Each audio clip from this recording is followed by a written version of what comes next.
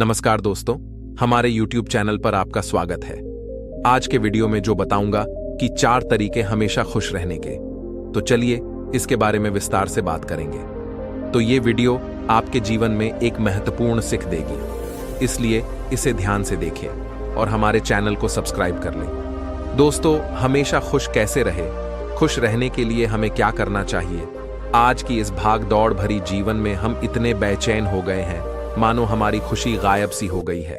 इस संसार में हर इंसान खुश रहना चाहता है। कोई भी कार्य वह इसलिए करता है ताकि उसे उस कार्य से खुशी मिल सके। बहुत से ऐसे लोग होते हैं जो अपनी परेशानियों के आगे रोते रहते हैं। उनको समाधान करने के अलावा वे इसका दोष भगवान या दूसरे व्यक्ति को देते हैं। वहीं कुछ लोग ऐसे भी होते हैं जो जिंदगी के हर वक्त का मौज और आनंद लेते हैं। खुशी कहीं बाहर नहीं होती है, वह तो आपके भीतर ही है।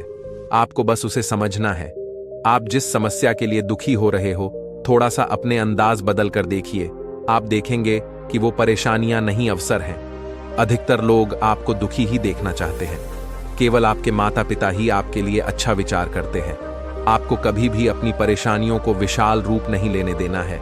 चाहे परेशानियां कैसी भी हों, आपको बस उसके समाधान के बारे विचार करना है। आपको जिंदगी के हर पल को जीना चाहिए। किसने क्या कहा, क्यों कहा, इन बातों पर अधिक ध्यान नहीं देना है और अपनी खुशी को एक कारण अवश्य दे। याद रखिए, आपका खुश रहना ही आपका बुरा चाहने वालों के लिए सबसे अधिक तकलीफ देगी। खुशी मन की एक भावना होती है। जिस तरह डर, तकलीफ, चिंता, प्यार, जलन, सकारात्मक और नकारात्मक विचार होते हैं, ठीक उसी तरह खुशी होती है। खुशी एक ऐसा शब्द होता है जिसके कारण इंसान के भीतर उत्साह, आनंद, पूर्ति और सकारात्मक विचार उत्पन्न होता है। हम जिन चीजों के प्रति अधिक आकर्षित होते हैं, वे चीजें हमें प्राप्त होने के बाद हम बहुत खुश होते हैं। लेकिन कुछ समय बाद हम उस चीज से भी उब और तंग हो जाते हैं और एक नई चीज को तलाशते हैं। यह हकीकत में खुशी नहीं है, ये केवल कुछ समय के लिए होती है। हम जीवन में जो भी कर रहे हैं वो खुशी पाने के लिए करते हैं। संसार में 80% व्यक्तियों को यह एहसास होता है कि जब उन्हें वो चीज मिल जाएगी जिसे वो पाना चाहते हैं तो वो खुश होंगे। जैसे जब तक पैसा नहीं है तब तक पैसा ही समस्या है। रुपया पैसा मिलने के बाद कुछ और पाने का मन करेगा। यह प्रक्रिया जिंदगी भर चलता ही रहेगा। खुशी आपके भविष्य में नहीं है, बल्कि खुशी आपके वर्तमान में है, अभी में है। चलिए इसे एक कहानी के माध्यम से समझते हैं। इस कहानी में आप जानेंगे कि जब एक पिता अपने बेटे को अपना जिंदगी सुधारने के लिए 4 बातें सिखाता है, तो बेटा उन 4 बातों का क्या अनुसरण करता है और उसका अर्थ क्या निकालता है। क्योंकि बातें सुनने में आसान थीं, परंतु उनके मतलब निकालना हर किसी के क्षमता की बात नहीं थी। और जब बेटे को कहानी के अंत में 4 बातों के सही मतलब मालूम चलता है, तो उसे एहसास होता है कि जिन बातों को वह अपने जिंदगी में पालन किया कर रहा था, उनके अर्थ कितने गहरे हैं। एक बार की बात है, एक गांव में एक मुनीलाल सेठ रहता था। वह अपने व्यापार के क्षेत्र में बहुत ही ज्यादा उन्नति कर चुका था, जिसके बदौलत उसके पास धन दौलत या किसी भी चीज की कोई तकलीफ नहीं थी। लेकिन एक बात उसे परेशान किए जा रही थी कि मेरे गुजरने के बाद मेरा बेटा अपना जिंदगी कैसे संभालेगा। क्योंकि उसका बेटा बहुत ही नादान था और वह दिमाग से बिल्कुल नासमझ था। उसे बाहरी जीवन की बिल्कुल भी समझ नहीं थी। कुछ दिन बाद मुनीलाल सेठ का स्वास्थ्य खराब रहने लगा। अब उसे एहसास हो गया था कि उसकी मौत किसी भी समय हो सकती है। धीरे धीरे मुनीलाल सेठ बूढ़ा होने लगा और एक दिन बीमार पड़ गया। तब मुनीलाल सेठ ने बेटे को अपने पास बुलाया और बेटे से बोला कि बेटा, मैंने अपने पिता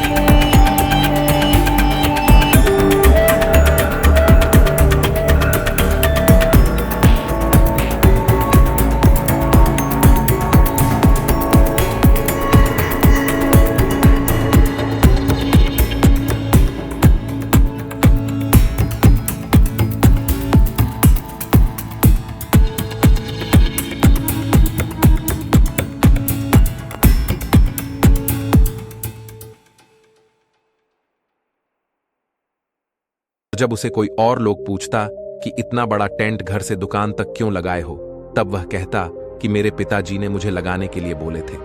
उसके बाद अपने पिता की अगली बात का उपयोग करते हुए उसने अपने घर के चारों तरफ जानवरों की चमड़े की चारदीवारी खड़ा करवा दी। ये सब देखकर उसके अगल बगल के लोग बहुत ही क्रोधित हो गए और कुछ लोग तो उससे झगड़ा करने पर भी उतारू हो गए, और ऐसा इसलिए कर रहे थे कि उस चमड़े की बदबू से सभी लोग परेशान और दुखी हो गए थे। और पड़ोस के लोगों ने उससे कहा कि तुम इसे आज ही हटवा दो, लेकिन वह ऐसा कुछ भी नहीं किया क्योंकि उसने अपने पिता की बात को पालन करना था। इसी तरह कुछ दिन बीत गया और उसे कोई कुछ नहीं कर पाया क्योंकि उसके पास पैसा की कोई कमी नहीं थी, और वह यह मन भी बना लिया था कि वह अपने पिता की सभी बातों को जरूर पालन करेगा। उसके पिता ने अगली सीख बताई थी कि खाना हमेशा मीठा ही खाना, इसलिए वह हर एक दिन अपनी पत्नी से भोजन में केवल मीठी चीज ही बनाने को कहा करता था, जैसे खीर, मिठाई आदि। वह हमेशा यही सब खाया करता था। एक दिन उसकी पत्नी ने अनजाने में कोई गलती कर दी तो उसके पिता की चौथी सिख याद आ गई कि हमेशा अपनी पत्नी को बांधकर मारना। यही बात याद करके वह अपनी पत्नी पर पूरा क्रोधित हो गया और उस पर पूरा भड़का गया। वह अपनी पत्नी को की मारने पर उतारू हो गया, लेकिन उसे फिर अपने पिता की सीख याद आई कि पत्नी को हमेशा बांध कर मारना, और वह ऐसा ही किया। वह अपनी पत्नी को रस्सी से बांधकर पूरा लाठी डंडा से पीटने लग गया। यह सब से तंग होकर उसकी पत्नी अपनी मायके चली गई। इसी तरह कुछ महीने बीतता गया। अब उसका शरीर में कुछ कुछ बीमारियां होने लगीं क्योंकि वह हमेशा मीठा ही खाना खाया करता था, जिसके कारण उसका शरीर भी मोटा होने लगा था। और एक दिन वह बीमार पड़ गया। उसको देखने वाला कोई नहीं था। उसकी पत्नी भी मायके चली गई थी। वह बेचैन रहने लगा और सही समय पर अब दुकान भी नहीं जा पा रहा था, जिससे उसका व्यापार में भी नुकसान होने लगा था। और कुछ दिन के बाद उसका व्यापार पूरी तरह से ठप हो गया। उस व्यापार को इतना बड़ा करने के लिए उसके पिता मुनीलाल सेठ ने दिन रात मेहनत की थी, और उसका बेटे ने कुछ ही महीनों में सब बर्बाद कर दिया। वह बहुत परेशान रहने लगा। उसके पड़ोसी लोगों भी ने उसका कोई साथ नहीं दिया। वह लोग भी अपने घर छोड़कर दूसरे जगह रहने लग गए थे क्योंकि वह चमड़ी की चारदीवारी से बहुत बदबू आता था, जिसके कारण उसके पड़ोसी लोग भी वह छोड़ चुके थे। वह सेठ का बेटा अब बहुत परेशान रहने लगता। एक दिन वह अपनी पत्नी को लाने के लिए पत्नी का मायके गया, और जब वह अपनी पत्नी को अपने साथ चलने के लिए कहा तो उसकी पत्नी ने क्रोधित होकर मैं कहा ना समझ कही कि तुमने अपना सारा जीवन बर्बाद कर लिया। उसकी पत्नी ने बोली कि मैं तुम्हारे पास नहीं जाऊंगी, जिससे वह पूरा उदास होकर वापस अपना घर लौट रहा था कि रास्ते में उसे एक महात्मा संत का आश्रम मिल गया। वहां एक महात्मा संत रहा करते थे। वह आश्रम गया और कहा, गुरुदेव, मैं अपने पिताजी के बताए गए बातों का अपने जीवन में पालन करने लगा, जिससे मेरा जीवन पूरा बर्बाद हो गया। मैं पूरा बीमार हो गया हूं और मैं अपना सब कुछ खो दिया। मेरा व्यापार भी खत्म हो गया, और तो और मेरा पत्नी भी मुझे छोड़कर चली गई। और उसने सारी आप बीती घटना बताई, और इतना कहते ही अपने पिताजी को पूरा कोसने लगा। तब महात्मा संत ने कहा, बालक, तुम्हारे पिताजी तुम्हें क्या सीख बता के गए हैं, वह हमें भी बताओ, तभी मैं तुम्हें कोई सलाह दे पाऊंगा। तब वह अपने पिताजी के बताई गई चारों बातों को बताया कि मेरे पिताजी ने यह 4 बात बताए थे। गुरुदेव, पहली बात, बेटा जब भी काम पर जाए तो छाया में जाना और छाया में ही घर वापस आना। दूसरी बात, घर के चारों तरफ चमड़ी की बाड़, चमड़ी की चारदीवारी करवाना। तीसरी बात, हमेशा मीठा ही भोजन किया करना। चौथी बात, पत्नी को हरदम बांध कर पिटना। ये सब सुनकर महात्मा संत मुस्कुराए और बोले कि अब मैं तुम्हें सही बताता हूं कि तुम्हारे पिता की 4 सीख के सही मतलब क्या है। तब महात्मा संत उसके पिता मुनीलाल सेठ की चारों सीख के सही मतलब समझाना चालू करते हैं। पहली सीख, काम पर छाया में जाना और छाया में ही आना। इसका मतलब है हर एक दिन काम पर सूरज उगने से पहले जाना और अंधेरा यानी शाम होने के बाद घर वापस आना, ताकि अपने काम में इतने मगन हो जाओ कि बाहरी दुनिया के कोई भी चीज से अलग रह सको। लेकिन तुमने तो घर से दुकान तक पूरे रास्ते में टेंट लगवा दिया ताकि तुम धूप से बच सको। क्या यही सीख था तुम्हारे पिताजी का? बल्कि तुम्हारे पिताजी उद्देश्य था कि तुम सही से समय पर दुकान जाओ और व्यापार को अच्छा से चला सको। दूसरी सीख, घर के चारों तरफ चमड़ी की बाड़ यानी चमड़ी की चार दीवारी करवाना। इसका अर्थ यह है कि अपने घर की सुरक्षा के लिए कुत्ता या पालतू जानवर रखना ताकि लुटेरों से सुरक्षित रहा जा सके। लेकिन तुमने तो घर के चारों तरफ जानवरों की चमड़ी लगवा दी, जो कि कोई मतलब ही नहीं बनता है, और जिसके वजह से तुम्हारा पड़ोसियों से भी झगड़ा हो गया और पूरा अगल बगल बदबू बदबू कर दिया। इसका यह मतलब नहीं था। तीसरी बात, हमेशा मीठा खाना करना। इसका मतलब है हमेशा भूख अधिक लगने पर ही भोजन करना, जिससे एक छोटी रोटी भी मीठे भोजन की तरह संतुष्टि देगी। जब किसी को बहुत अधिक भूख लगती है तो वह यह कहकर भोजन का दुर्व्यवहार नहीं करता कि ये तुमने क्या बना दिया, कि ऐसा खाना कोई खाता है। यह ना समझ लोगों के काम होते हैं, और तुम हर एक दिन अपनी पत्नी से मीठा खाना बनवाते हो और हमेशा ही मीठा खाना खाया करते हो, जो इंसान को अनेक बीमारी की ओर घेर लेता है। चौथी बात, पत्नी को हमेशा बांध कर पीटना। इसका मतलब जानते हो? इसका अर्थ है कि पत्नी को केवल तब मारना जब उसके कोई बच्चा हो जाए, क्योंकि बच्चा होने से एक महिला रिश्तों के बंधन में बंध जाती है। जब तक किसी स्त्री के बच्चा नहीं है तब तक वह आजाद है। अगर उसकी आजादी छीनने की प्रयास करोगे तो वह अपने स्वतंत्र विचार से कहीं भी उड़ सकती है। यह सब चीजें महात्मा संत ने उसे समझाया कि हाथी के दांत दिखाने के अलग तथा खाने के अलग होते हैं। इसका मतलब पिता ने सिखाया कुछ और, बेटा सीखा कुछ और। उसकी पत्नी इतने दिनों से शांत इसलिए थी क्योंकि वह अपने पति के नासमझ दिमाग को अच्छे तरह से जानती थी। इसलिए उसने अपने पति को उसके हाल पर छोड़कर चली गई। यह सब समझने के बाद वह अपने आप में पूरा ग्लानि महसूस करने लगा, और वह अब उस बातों को सही से पालन करने का वचन लिया और महात्मा संत को धन्यवाद किया। दोस्तों, अगर आपको यह कहानी पसंद आई हो तो इसे अपने दोस्तों और परिवार के साथ जरूर शेयर करें और हमारे चैनल को सब्सक्राइब कर लें। नमो बुद्धाय।